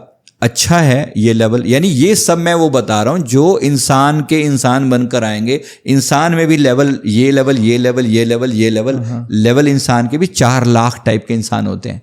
अकॉर्डिंग टू जो 84 लाख स्पीसीज का जो काउंट करते हैं ना, उसमें 30 लाख जल के जीव, 20 लाख थल के जीव और 20 लाख जो है वो आकाश में उड़ने वाले। तो 30, 20, 20 ये 80 हो गए, है ना। तो ये 10 और वो काउंट करते हैं इनको रेंगने वाले, और इन सबको भी काउंट करते हैं, टोटल 80। अब 80 में से फिर ये जो इसके बाद 4 लाख इंसान काउंट कर किए जाते हैं। अब इंसानों में भी कैटेगरीज हैं, है ना, खाली सब एक जगह से नहीं है, एक जैसे इंसान नहीं है। अब इनमें जो कैटेगरी, इनमें से जो बहुत हायर लेवल की सोल्स हैं, अभी मैंने उनका आपको थोड़ा बहुत आइडिया दिया जी। जो बाकी के लोग जाएंगे, जैसे जो लोग हार्ट के लेवल, हार्ट अटैक आता है ना, जो जाते हैं, अब यहाँ 50-50 चांसेस हैं। यहाँ से ऊपर तो अच्छा है, मतलब ये कि इंसान बन के तो आएगा ये। हाँ। इंसान बनने का मतलब आएगा ही आएगा, इंसान तो बनेगा। और ऊपर की यात्रा भी कुछ कर सकते हैं। पॉसिबिलिटी है कि किसी दूसरे प्लेनेट पे भी चले जाएं, पॉसिबिलिटी है कि किसी डिवाइन लोक में भी चले जाएं, ऐसी पॉसिबिलिटी भी है, जिसे कहते हैं कि मोक्ष की प्राप्ति हुई है। तो मोक्ष तो देखो ये है। अच्छा। मोक्ष का कोई दूसरा रास्ता नहीं है। ठीक है, मोक्ष तो फिर यहीं से जाएगा। ये मोक्ष ना होके एक शुभ आत्मा, पवित्र आत्मा सेवा के भाव से किसी दूसरी जगह जन्मी, ऐसा पॉसिबल है जी। अब जो हार्ट के जरिए जा रहा है, हाँ। जिसके हार्ट को, जैसे हार्ट अटैक आ रहा है, हार्ट अटैक में 50-50 चांसेस हैं कि ये व्यक्ति जरूरी नहीं कि इंसान बन के आए, अगर ये शुभ कर्म वाला रहा है। क्योंकि हार्ट में दोनों लेवल हो सकते हैं, भक्ति का लेवल भी हो सकता है, मोह भी हो सकता है, अटैचमेंट भी हो सकती है। तो अगर अटैचमेंट रही होगी तो उससे डाउनफॉल भी हो सकता है। ओके, यानी जरूरी नहीं कि इंसान बने फिर ये। और अगर इससे नीचे की यात्रा होती है तो फिर बहुत चांसेस हैं कि वो एनिमल फॉर्म में आए। अब यहाँ पर बहुत से लोग डिसएग्री करेंगे, लोग बोलेंगे कि नहीं इंसान कभी वो बन ही नहीं सकता, क्योंकि कुछ हैं जो धर्म के जो मान, कुछ पंथ ऐसे हैं जो ऐसा मानते हैं कि इंसान जो है कभी वो, नॉर्मली मैं सीधी भाषा में कहूँ तो बीके वाले ऐसा बोलते हैं कि भी इंसान जो है कभी जानवर नहीं बन सकता, दोनों की अलग अलग टाइप की आत्मा होती है। मैं इस बात से थोड़ा डिसएग्री करता हूँ, थोड़ा क्या पूरा डिसएग्री करता हूँ, मतलब डिसएग्री तो डिसएग्री है क्योंकि जितने भी हमारे सदग्रंथ है ना, मैं गरुड़ पुराण की व्याख्या देता हूँ। गरुड़ पुराण में बिल्कुल सीधा सीधा देखे, अधोगति की प्राप्ति का मतलब है कि नीचे उसमें सीधा लिखा हुआ है कि आपको श्वान का जन्म यानी कुत्ते का जन्म हो सकता है, सुअर का जन्म यानी इस टाइप के जन्म उसमें लिखे हुए हैं कि ऐसा कर्म करने वाला व्यक्ति ये बनता है। अब ये लोग लिखते हैं कि वैसा नहीं बनता, मतलब वो बनता नहीं, उस जैसा जीवन जीता है। ये इनकी व्याख्या है। मेरी कोई लड़ाई नहीं है किसी से, लेकिन मेरी व्याख्या ये है कि इंसान वो रूप धारण कर लेता है जी, है ना, ये हो पॉसिबल है। तो नीचे की यात्रा भी पॉसिबल है। यानी जो व्यक्ति जैसे खुद को मार लेते हैं, जो लोग खुद को जो मारते हैं वो वाले लोग, या जो किसी एक्सीडेंट में मारे जाते हैं, इनकी जो डेथ है वो बहुत लोअर लेवल पे होती है। और जब वो लोअर से होती है तो चांसेस हैं कि फिर वो दोबारा ह्यूमन फॉर्म में ना आए, उनको कुछ जन्म नीचे की जूनियों में जाकर फिर वापस आना पड़े, तो अच्छा नहीं है। यानी कि इसका मतलब ओवरऑल मेरे कहने का मतलब है कि क्यों ना हम अपनी यात्रा को ऊपर की ओर लेकर जाएं जी। इसी को हम बोलते हैं काम से राम की यात्रा, मतलब नीचे से चेतना को उठाकर ऊपर ले जाने का प्रयास करना। जब हम ध्यान लगाते हैं तो ऐसी आंखों को ऊपर की तरफ करके शांभवी मुद्रा लगाकर या क्राउन की तरफ ले जाने का प्रयास करें धीरे धीरे। सारा जीवन अगर नीचे के चक्रों में ही घूमते रहेंगे तो मृत्यु के बाद कौन कुत्ता बिल्ली घोड़ा गधा बन के आना चाहेगा? कौन? नोबडी विल वांट दैट कि मैं ऐसा बन के आऊं। आज किसी को बोल दो कि कुत्ता तो गाली है ना, जाहिर सी बात है। तो कभी खुद फील कर सकते हैं कि हम भी ऐसी फॉर्म में जा सकते हैं? होंगे क्या आप? मतलब लोग मानते नहीं मानते मुझे नहीं पता कि कुत्ते बिल्कुल इंसान की तरह बिहेव करते हैं। मतलब हमने तो बहुत देखा है, मैं तो बहुत ऑब्जर्व करता हूँ। आके एक हमारे गुरुजी के कई आश्रम के मैं बता रहा हूँ, वहाँ पर वो जो कुत्ता है वो पिछले जीवन में एक साधक था, बुद्धिस्ट लामा था वो। ओके। लेकिन थोड़ा पतन हुआ क्योंकि ऑपोजिट जेंडर के प्रति वो उसके मन में बहुत लालसा थी, बहुत इच्छाएं थी। इस जीवन में वो डॉगी होकर भी वो ऐसे ही भागता है, मतलब लेडीज के पीछे ज्यादा भागता है अभी भी। जी। मैं सिर्फ बात याद कराने के लिए बोल रहा हूँ कि इस प्रकार से भी हरकतें जो है ना इंसान की पता चलते हैं कि बंदे का क्या वो है। इंसानों का भी पता चलता है, एनिमल्स का भी पता चलता है कि हाँ ये भी कहीं ना कहीं से ये कनेक्शन रहा होगा। तो हम अपने कर्मों को सुधार सकते हैं, अपनी यात्रा को ऊपर उठाने का प्रयास कर सकते हैं। सारा जीवन काम क्रोध लोभ मोह अहंकार ईर्ष्या तृष्णा जो पंच षट विकार कहे जाते हैं, इनसे ऊपर उठने का प्रयास कर सकते हैं, तो ऊपर की यात्रा होगी फिर। सर अब इसके अंदर ना, अब आपने ये समझाया कि किस हमारे बॉडी के चक्र से प्राण निकल रहे हैं, किस पोर्शन से निकल रहे हैं, वो डिसाइड करते हैं कि हमें ह्यूमन फॉर्म मिलने वाला है या उससे नीचे कोई एनिमल फॉर्म या और भी नीचे है कीड़ों का फॉर्म वगैरह। अब ये तो हो गया फिजिकल स्टेट किस में हम जा रहे हैं। अब यहाँ पे ना एक बहुत ही क्यूरियोसिटी वाली चीज़ मेरे अंदर जो अभी आ रही है वो होता है, जिस भी फॉर्म में मैं हूँ उसमें फिर मेरा भाग्य। अब मान लीजिए कोई इंसान तो बन के आया, ठीक है, उसको इंसान का जन्म मिल गया, पर उसकी जिंदगी इतनी आगे दर्दनाक निकली, इतनी बुरी हुई, इतनी दर्दनाक हुई, जो जानवर से भी गई गुजरी जिंदगी, पूरी जिंदगी उसने स्ट्रगल किया, बहुत सहा इंसान बनने के बाद भी। लेकिन कुछ डॉग्स की, चलो वो एक कुत्ता बना पर वो प्रेसिडेंट बराक ओबामा को कुत्ता बन गया कि उसके पास इंसानों से भी ज्यादा सर्विसेज है, उस डॉग के पास अपनी पर्सनल सीक्रेट सर्विस है और वो राजा से कम जिंदगी नहीं जी रहा। तो यहाँ पे तो फिर भाग्य ने अपना रोल प्ले किया। तो ये डिफरेंस कैसे उसमें वो होता है? देखो भाग्य भी तो है, तो कर्म ही ना जी। किसी व्यक्ति ने कर्म ऐसे किए। अब कर्मों का जो डिसीजन है, देखो आप इंसान के रूप में आने का चलो मैंने फिजिकल लेवल पर बताया, अब मेंटल लेवल पर देखते हैं। आप जो भी अपने मन में संस्कार डाल रहे हो ना, जो भी विचार डाल रहे हो, ये आपका फ्यूचर तय कर रहे हैं। जाहिर सी बात है। फॉर एग्जाम्पल देखो, आज आपके अंदर देने की टेंडेंसी है, मान लो आप देना, दोनों की हेल्प करना चाहते हो आप। सिंपल से यहाँ पर लॉ ऑफ गिविंग चलता है, जितना दोगे उतना मल्टीप्लाई होकर लौट कर आएगा। जो दोगे वही मल्टीप्लाई होकर लौट कर आएगा, चाहे वो सुख हो, चाहे वो दुख हो, चाहे वो मान हो, चाहे वो अपमान हो, चाहे वो प्यार हो, चाहे वो नफरत हो। जो दिया घूम घूम के लौटेगा। यानी अगर कोई व्यक्ति चाहता है कि मैं फेमस हो जाऊं, अगर कोई व्यक्ति चाहता है अगले जीवन में मेरी जय जयकार हो, है ना, इस जीवन में तो जो हुआ पॉसिबल नहीं है। मैंने इसीलिए सेलिब्रिटीज़ के लाइफ का जिक्र करना पड़ता है। मैंने पहले भी जिक्र किया था मोदी जी के लाइफ का, मैं बता सकता हूँ। वैसे तो मैंने अंबानी जी के लाइफ का जिक्र किया था कि जो उनके पास था उन्होंने वो दिया, है ना, देने के कारण अगले जीवन उनका राजा का हुआ। मैंने विराट कोहली की लाइफ का मैंने बताया कि वो भी पिछले जीवन में जब एक किंग की तरह से राजस्थान में एक किसी लोकल एरिया में वो किंग थे और उन्होंने बहुत सेवा करी थी लोगों की। मतलब मेरे द्वार से, उनका ये कहना था कि मेरे द्वार से कोई खाली ना जाए, और विशेष रूप से मतलब साधु संतों का बहुत सम्मान करते थे, उनका भी सम्मान, और गरीबों के लिए इतना कुछ करते थे ना। अब वो जो दिया मल्टीप्लाई होके फिर लौट के आया इस जीवन में, जय जयकार, क्या किंग कोहली वर्ड नहीं आया सब लोगों के सामने ना। देखो दिया मल्टीप्लाई होकर सामने आया। अगर आप भी चाहते हैं फेमस होना तो भाई कर लो, दान करो, लोगों की सेवा करो, प्यार करो, जो आपके पास सबसे अच्छा गुण है ना उससे सेवा करो, जो सबसे अच्छा गुण है। अगर आप एक डॉक्टर हैं तो डॉक्टर की तरह करो। मैं नहीं कह रहा हूं आप धन लुटाओगे सबके ऊपर, नहीं, ऐसा जरूरी नहीं है। जो भी टैलेंट है, मेरे पास ज्ञान है, मैं ज्ञान बांट रहा हूँ, लोगों के भ्रम दूर करने का प्रयास कर रहा हूँ। आपके पास पैसा है तो पैसे से करो, आपके पास कोई और स्किल है तो उससे करो। जो भी आपके पास स्किल है उस स्किल को दुनिया की सेवा में लगाओ। ये समझो कि एक देने का भाव ज्यादा रखो लेने के बजाय, आपका वो मल्टीप्लाई होगा, 100% मल्टीप्लाई होगा। जो रिश्ते हैं ढंग से निभाओ। देखो आज एक माँ के साथ आपने प्यार से निभाई, अगली बार में और लविंग मदर मिलेगी। पत्नी के साथ प्यार से निभाया, और अच्छा पार्टनर मिलने के चांसेस हैं, है ना। जो आप दे रहे हो, यहां रिश्ता खराब निभाया, अगली बार ऐसी चीजों को जीवन में अट्रैक्ट कर रहे हो। मैंने किसी का भी मैं एग्जांपल देख रहा था कि जैसे एक डॉक्टर हैं, बहुत फेमस, अच्छे खासे मतलब बड़े लेवल के डॉक्टर, मैं नाम नहीं बता सकता, तो उन्होंने मेरे को बोला, वो कमाई उनकी बिल्कुल एकदम अभी ना बहुत ज़्यादा ख़राब है। तो मेरे से पूछते कि क्या मतलब मैंने क्या गड़बड़ करी थी कि यहाँ पर मेरे पास क्लाइंटेज ही नहीं आके देती, बंदा ही नहीं आता कोई भी। एमडी डॉक्टर और क्लाइंट्स के लिए तरस रहा है। तो जब कारण पता चला कि वैद्य थे पहले किसी जीवन में, नॉलेज पूरी थी, लेकिन ये पता लगा कि आसपास में जब मेरे जैसा कोई है ही नहीं तो मैं जितने मर्जी रेट बढ़ा लूँ अपने, तो छोटी छोटी चीज़ों के लिए बहुत महंगा चार्ज करते थे, हद से ज़्यादा। पैसा तो आया उस जीवन में, लेकिन अगले जीवन के गड्ढे के बीज बो दिए अपने कि अब पैसे, अब क्लाइंट के लिए तरसते हैं। तो क्या करना है इनको, इनकी रिकवरी यहीं से है कि भी सेवा करें।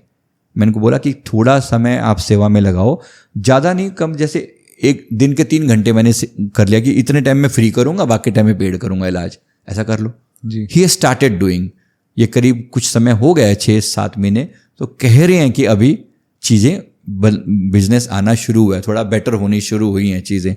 अब देखो बात वही उससे शुरू होती है ना, लॉ ऑफ गिविंग, कि आप क्या दे रहे हो, दे रहे हो तो वही उम्मीद करो आगे से आने की।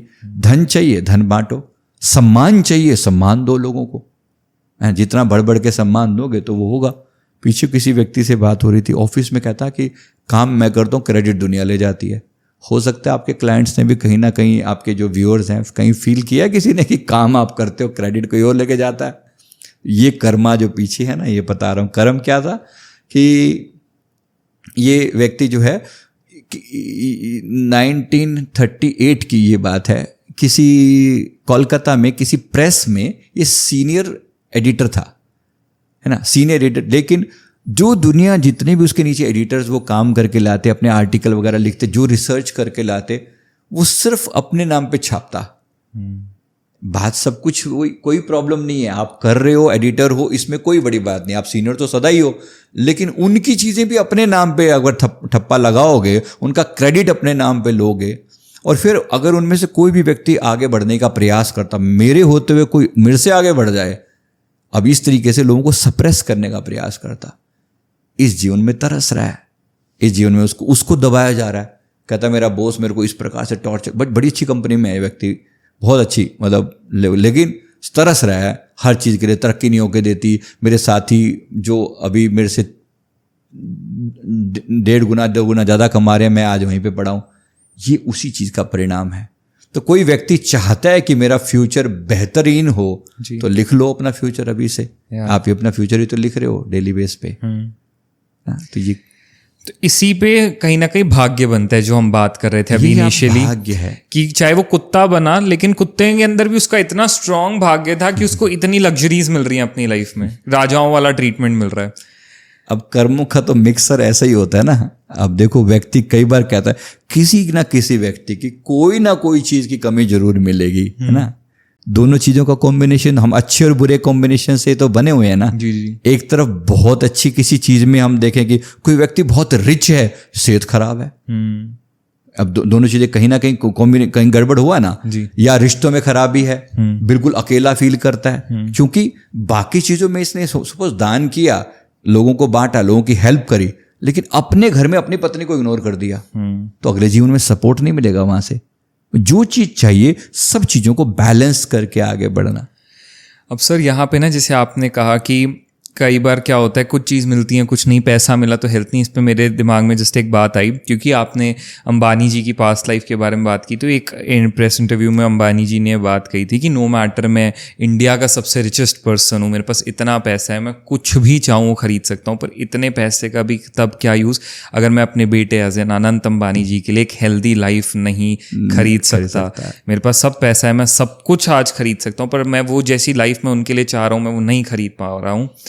तो ये भी कहीं ना कहीं वो पास्ट में कहीं कुछ लिंकअप है। जाहिर सी बात है, देखो ना कितनी बड़ी चीज़ है ये ना, पैसा है लेकिन हेल्थ की कहीं ना कहीं दिक्कत है ना जी। कुछ तो गड़बड़ करी होगी इंसान ने। जो व्यक्ति लगातार कोई भी कृत्य करता है ना, आज उसको दिख नहीं रहा, वो अपना फ्यूचर लिख रहा है ना, और भाग्य किसका नाम है? यही पका हुआ कर्म जब पक गया तो वो भाग्य बन गया, अब उसको बदला नहीं जा सकता है ना। अब वो इस जीवन में तकलीफ लेकर पैदा होगा, जरूर होगा। एक तरफ शुभ कर्म भी करे, शुभ कर्म को वैसे पैसा आया। अब जैसे मैं कुत्ते की बात करूं, देखो जो मान लो ओबामा को कुत्ता की बात सोची जाए ना, अब इसने क्या किया है, शुभ कर्म जरूर किए होंगे, लेकिन कुछ ऐसा शुभ कर्म होंगे जिसकी वजह से पैसे में कमी नहीं आई, भाग्य वैसा रहा स्ट्रॉन्ग, भाग्य उसमें में स्ट्रॉन्ग रहा, लेकिन जीवन ऐसा जिया कि कोई कुत्ते जैसी हरकत करना। अब यहाँ पे देखो क्या हो सकता है, मैं सीधी सीधी भाषा में बोल रहा हूँ, क्योंकि मैंने जो देखा है ना होते हुए, जब कोई रेप जैसा जघन्य कृत्य होता है ना, गए तभी आप धकेल दिया जाता है वहां पर कोई व्यक्ति। अभी देखो रवन्ना का सुना ना आपने, वहां पर अब देखो पैसे की कोई कमी है, रिचेस्ट फैमिली में से एक है, हरकतें देखो, अब कहना नहीं चाहिए कोई किसी को कितना भी बुरा लगे, लेकिन सच तो है ना जी। अब मैं थोड़ी कह रहा हूँ, पूरा कोर्ट ने प्रूव किया उस बात को कि गलत किया है उसने। अब देखो क्या कमी थी तुम्हारे पास, अब ये वही हरकतें कर रहा है ना, ये एक्चुअली समझो कि उस लेवल पर जाने की बात है ये, है ना। एक तरफ आपके पास पैसा और एक तरफ वो जो गोल्डन मनुष्य का जीवन था वो नहीं मिलेगा, वो नहीं मिलेगा। अब तुमने वो हक खो दिया, तुमने इंसान होते हुए उस टाइप की हरकतें करी जो एक एनिमल से एक्सपेक्टेड होती हैं, दोबारा इंसान बनने का मौका नहीं मिलेगा। इसमें परमात्मा का कोई रोल ही नहीं है। परमात्मा तो एक साइलेंट विटनेस की तरह बैठ के देख रहा है, सारे नियम तो बनाए हुए नियम काम कर रहे हैं। इस नियम का ही नाम प्रकृति है, नेचर है, कर्म का सिद्धांत है। ये नियम जो है चल रहा है, इस नियम को थोड़ा सा समझ लेंगे तो अपना बेहतरीन भाग्य लिख सकते हैं। तो जो दे सकते हैं वो दीजिए, जितना सम्मान देंगे, चाहिए ना एक दिन मेरी वाहवाही हो, जय जयकार हो एक दिन, तो आज लोगों की जय जयकार करो जो आपके सामने डिजर्व करते हैं, उनका हक मत मारो। छोटे से छोटा व्यक्ति, एक छोटी सी मतलब एक मेड के लिए तो आपने थोड़ी सी तारीफ कर दी तो क्या जा रहा है आपका, खाना उसने अच्छा बना दिया, आपने बोल दिया कि खाना दीदी बहुत बढ़िया बनाया आपने, क्या दिक्कत है? बात तो इतनी छोटी सी है, शुरुआत यहीं से होती है। थोड़ा सम्मान दिया, मल्टीप्लाई होकर लौटता है। ऐसे करके दिया जाए, देने का प्रिंसिपल समझ में आएगा तो बढ़ेगा जरूर, क्यों नहीं बढ़ेगा।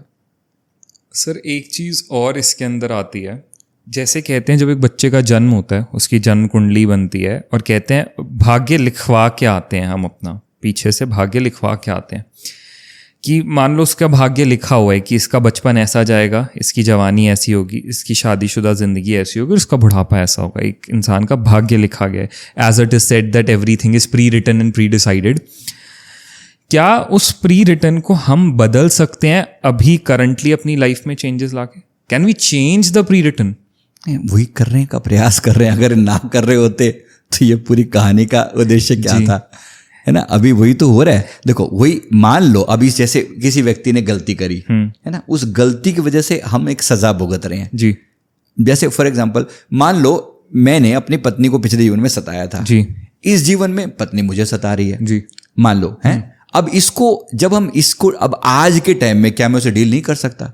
क्या मैं माफी प्रार्थना करके उसके आगे अपने रिश्ते को सुधार नहीं सकता? परमात्मा ने पूरा चांस दिया है, पूरा दिमाग दिया है, तो वो किया जा सकता है ना, बड़े प्यार से करो जी। तो यही तो किस्मत को बदलने का प्रयास है। हर व्यक्ति सुधार करने तो आया, परमात्मा ने कोई ऐसी डॉटेड लाइन नहीं खींच दी कि बस अब इसके बाद कोई चेंज नहीं आएगा। नो, ऐसा बिल्कुल भी नहीं है।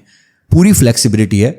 समझो ये मामला 50-50 का है, 50% रिटर्न है कि ऐसा तो होगा। देखो एक्सीडेंट होगा, इसको टाला नहीं जा सकता। लेकिन एक्सीडेंट के बाद रिकवरी कितनी फास्ट होगी ये आप पर डिपेंड करता है, कर्मों पर। जी। आपने सेहत अच्छी रखी, मान लो कोई एक्सीडेंट हुआ भी सही, सेहत अच्छी रखी है, पैसा ठीक ठाक है, लिंक ठीक ठाक है, एक्सीडेंट हुआ भी सही तो महीने डेढ़ में अच्छा डॉक्टर मिल गया, सब रिकवरी हो के आप बिल्कुल नॉर्मल हो गए, कोई प्रॉब्लम नहीं है।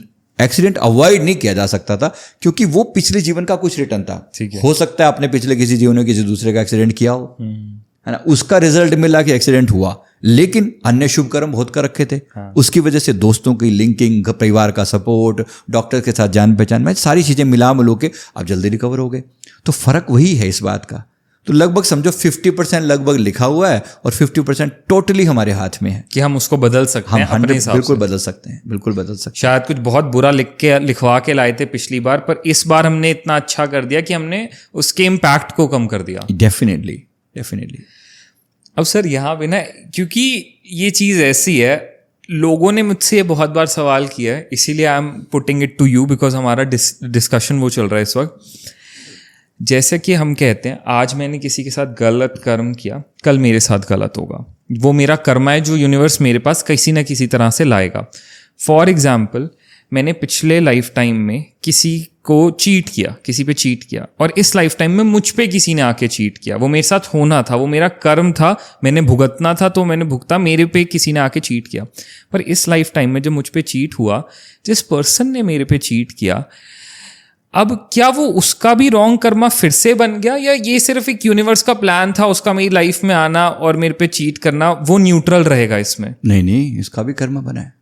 तो ये तो ऐसे हमेशा एक चेन इफेक्ट ही चलता रहेगा। यस, बिल्कुल चेन इफेक्ट चलता रहेगा जब तक इनमें से एक व्यक्ति अपनी बेवकूफ़ी सुधार नहीं लेता।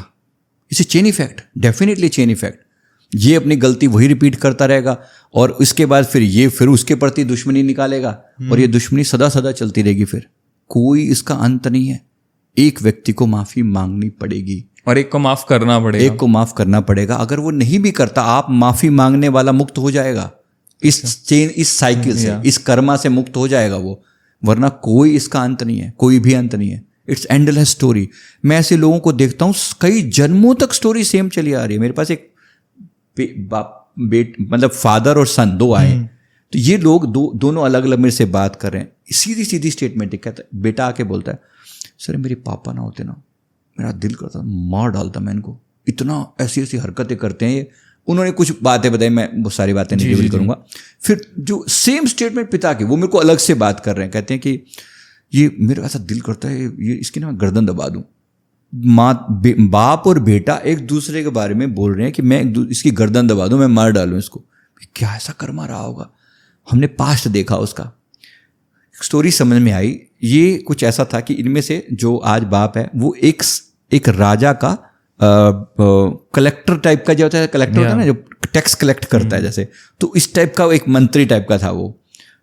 और ये अब बहुत पुरानी स्टोरी है, 7 जन्म पुरानी बात है ये। ओके 7 जन्म उसके बाद की बताता हूँ। तो वहाँ दूसरा जो अभी जो बेटा है वो उस जीवन में वो एक मतलब एक किसान टाइप का वो पर्सन था। वो हर बार टैक्स वसूल करने आता, जब भी तुम्हारी जो फसल हुई है, फसल में 2 बोरी अनाज ये टैक्स में गई सरकार को, है ना, राजा को, तो वो वसूल करने आता। एक बार इनके पास कोई ऐसा हुआ कि सूखा पड़ा बिल्कुल, और कोई इनके पास अनाज नहीं था, जो था वो भी खत्म।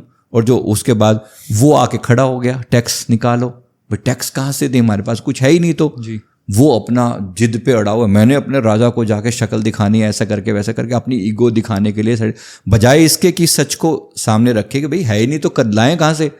तो उसने कहा कि मेरे को तो चाहिए, जो मर्जी करो, अपना घर बार बेचो, ये मर्जी, ऐसे करके चिल्लाया, गुस्सा किया। और फाइनली इतना कि इनकी जमीन जुमून कुछ बेच बुचा के या कुछ ऐसा करके अपना पैसा वसूल करके निकल लिया।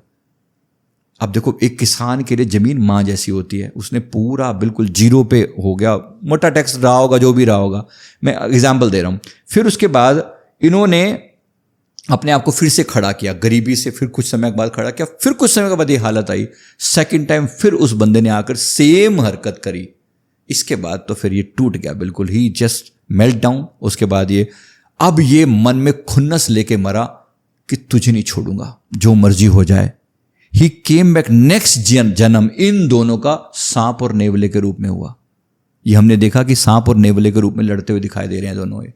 फिर उसके बाद फिर ये खेल अगले कई जन्मों तक चलता रहा। अगले 7 जन्मों के बाद फिर पता नहीं परमात्मा ने, इन्होंने किसी मंदिर के आगे कहीं लड़ रहे थे, पर भगवान शिव के किसी उसकी ब्लेसिंग के कारण इनको इंसान का जन्म तो मिल गया, लेकिन अभी भी हरकतें वही सांप नेवले वाली, वही जो चली आ रही है तब से दुश्मनी।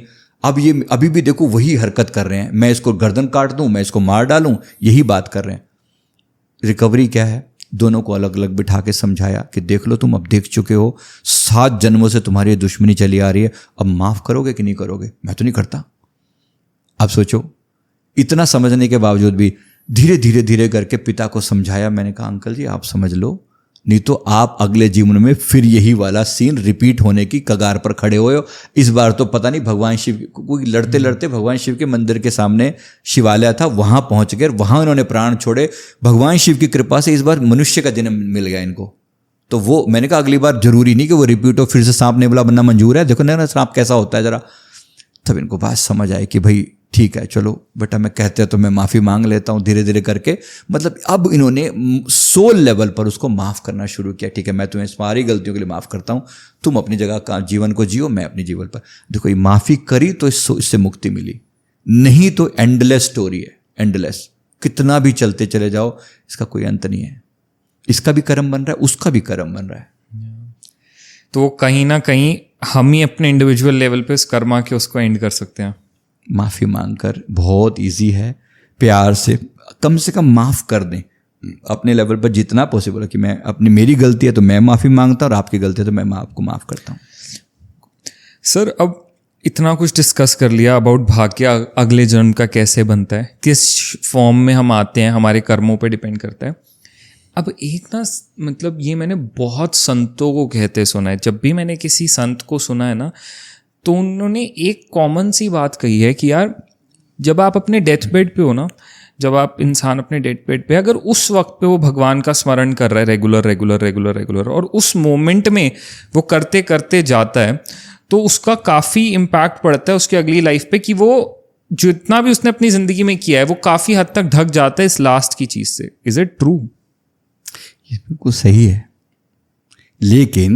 लेकिन इसमें एक गोचा क्या है जी, कोई व्यक्ति को याद आएगा इस बात की क्या गारंटी है?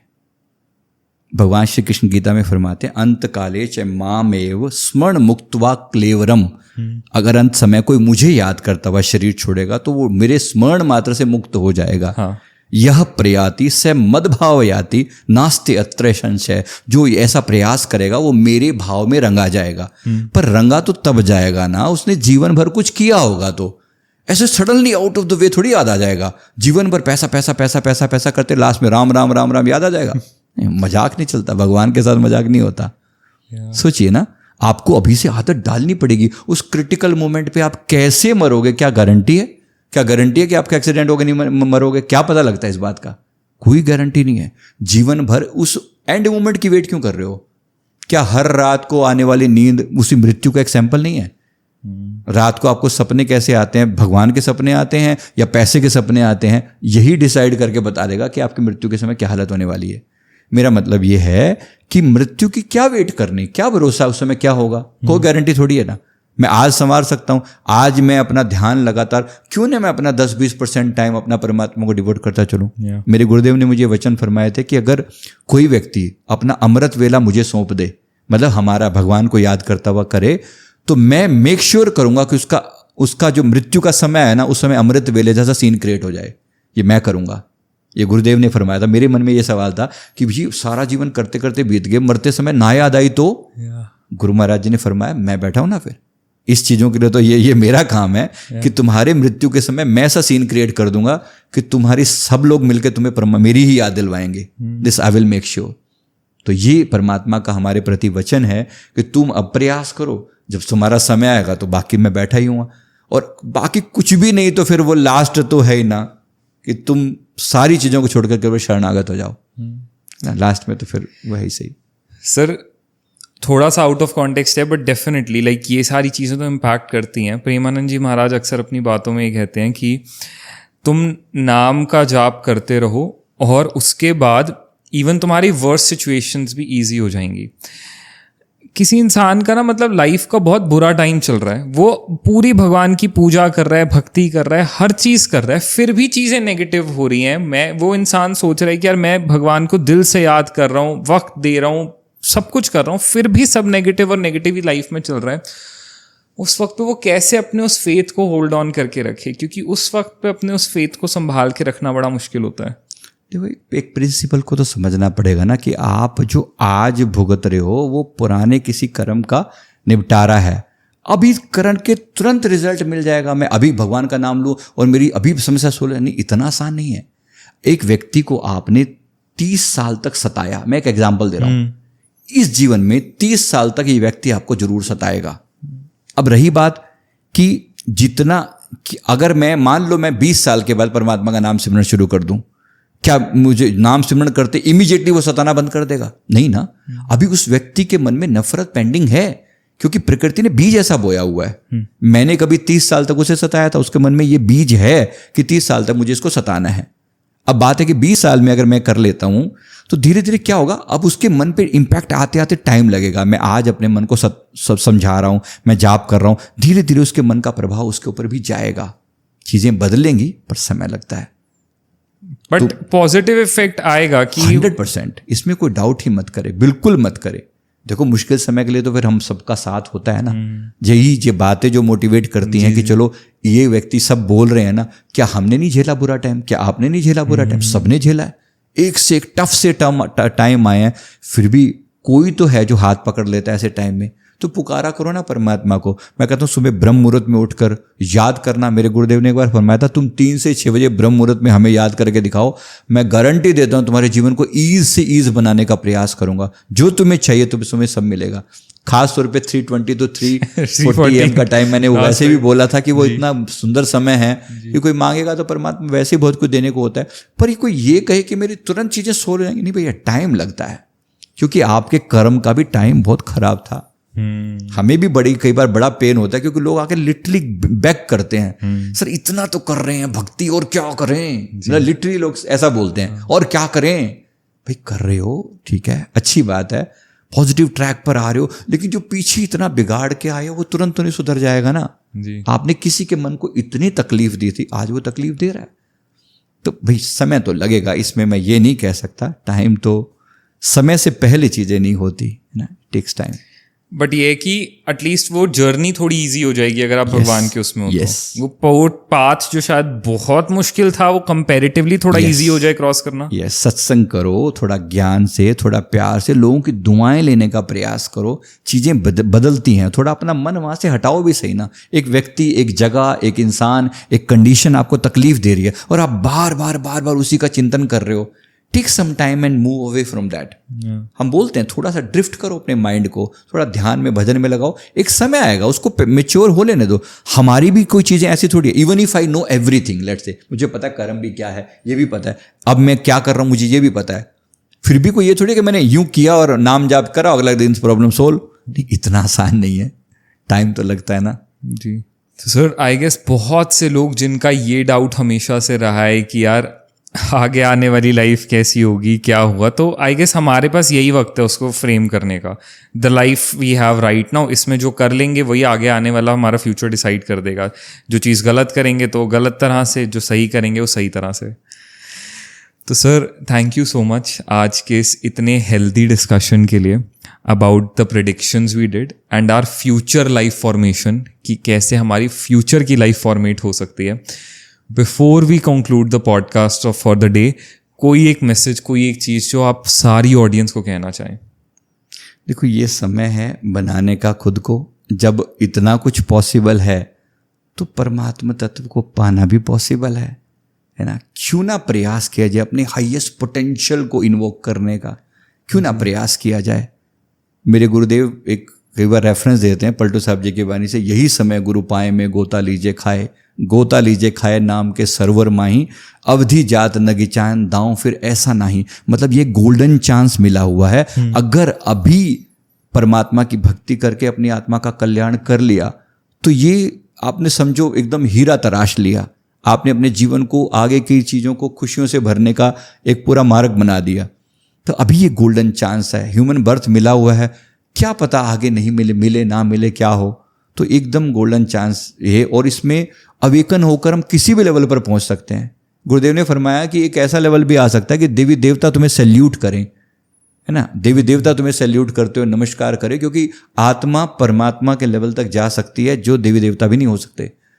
यहाँ तक कि जो जिन अग्निदेव, वायुदेव, वरुण देव, इनकी हम बातें सुनते हैं ना, ये भी उस आत्मा को, मैंने जो आपको भी बात बीच में थोड़ी सी अधूरी छोड़ दी थी कि वो जो आत्मा, वो जो गई ना, जिसकी यहाँ से प्राण निकले थे, वो हस्ती जब यहाँ से गई, मेरे गुरु महाराज जी ने फरमाया था कि ये व्यक्ति जब यहाँ से जा रहा है ना, इसको इनके आगे रेड कारपेट बिछाने के लिए देवी देवता खड़े हो रहे हैं, हाथ जोड़कर, दोनों तरफ गुलदस्ते लेकर ऐसे हाथ जोड़ के खड़े हैं कि ये व्यक्ति यहाँ से जा रहा है, आज हम उस आत्मा के दर्शन कर रहे हैं। ये कोई मजाक नहीं है। मतलब एक ऐसा व्यक्ति हो सकता है जो सुर पूजित हो, मतलब देवी देवताओं के द्वारा भी पूजा उसकी हो। ये कोई छोटी बात नहीं है। जिन देवी देवताओं के आगे हम सरेंडर करते हैं, वो व्यक्ति उस आत्मा के लेवल पर जा सकता है। तो ये पॉसिबिलिटी, इंसान चाहे तो देख लो, गधे घोड़े खच्चर जैसी अपनी जीवन भी ले सकता है अपना, और यही इंसान चाहे तो इंसान बन के धरती पर आ सकता है, यही इंसान चाहे तो देवी देवता बन सकता है, और यही इंसान चाहे तो परमात्मा तुल्य हो सकता है। इस धरती पर क्या हम ऐसे महान आत्माओं को नहीं देखते? इवन सचे, और जिनकी बात अब अभी हम कर रहे हैं, प्रेमानंद जी महाराज जी, ये कोई सामान्य हस्ती हैं क्या? अगर मैं इनकी नॉर्मल वे में बात करूं, हम इनको अपना आदर्श माने कि मान लो, क्या हम प्रयास नहीं कर सकते इनके पद चिन्हों पर चलने का? अब नहीं, 10 जन्म बाद कुछ उन जैसे बनने का? Why not? प्रयास तो किया जा सकता है। होंगे नहीं होंगे वो परमात्मा की इच्छा, करा तो जा सकता है ना। कौन से गुण हैं जो उनको इतना महान बनाते हैं? एक बिल्कुल डेडिकेटेड समर्पण कि उनके अपने इष्ट पर इतना भरोसा है कि कुछ मर्जी हो जाए, अपनी तकलीफ स्वीकार है। अपनी किडनीज के ऊपर देख लो कितना, सब जानते हैं वो तकलीफ स्वीकार है, लेकिन अपने इष्ट के ऊपर भरोसा लगातार बना हुआ है। कुछ छोटी बात नहीं है। ऐसा भरोसा कि हम नहीं कर सकते। हम उनकी जय जयकार तो करें, पर एट द सेम टाइम उनके गुणों को भी तो ऑब्जर्व करें ना, कि हमारे अंदर वो कुछ क्वालिटीज आए तो हम भी कुछ, है ना। तो ये सबके लिए है, एक लर्निंग है। कोशिश करके अपने आप को उस लेवल पर लाने का प्रयास करें। एक गोल्डन चांस मिला है तो उम्मीद करें, ट्राई तो हम सब कर सकते हैं एटलीस्ट। हम चाहे, और कुछ हमें रिजल्ट्स का नहीं पता रिजल्ट्स क्या निकलेंगे, बट एटलीस्ट हम अपनी तरफ से कोशिश कर सकते हैं कि हम सही से सही पाथ चूज करें, सो दैट आगे आने वाला आफ्टर लाइफ पाथ उतना अच्छा हो। डेफिनेटली। पास्ट में तो जो कर दिया, that's we can't change that was past life, but after life is पूरी हमारे हाथ में, राइट, कि हम हमारी आफ्टर लाइफ कैसे फॉर्मेट करें।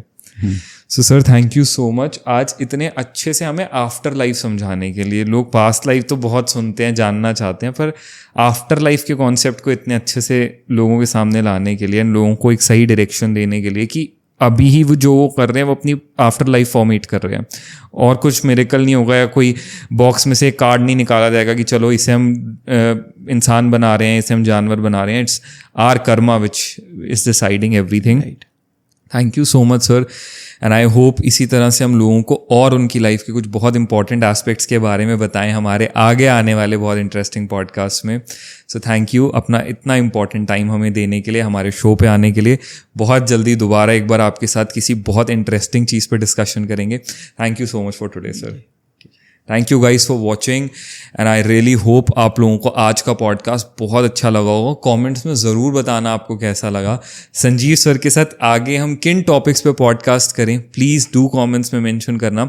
एंड और भी किन गेस्ट को आप पॉडकास्ट पे देखना चाहते हैं, ज़रूर कमेंट्स में मेंशन कर देना। I will try my level best उनको आपके लिए हमारे शो पे लाने के लिए। Thank you so much for watching guys. जिसने अब तक हमें सब्सक्राइब नहीं किया है, हमें सब्सक्राइब ज़रूर कर लेना। आगे बहुत इंटरेस्टिंग पॉडकास्ट आने वाले हैं। सो तब तक के लिए thank you so much for watching guys. Love you all. Thank you.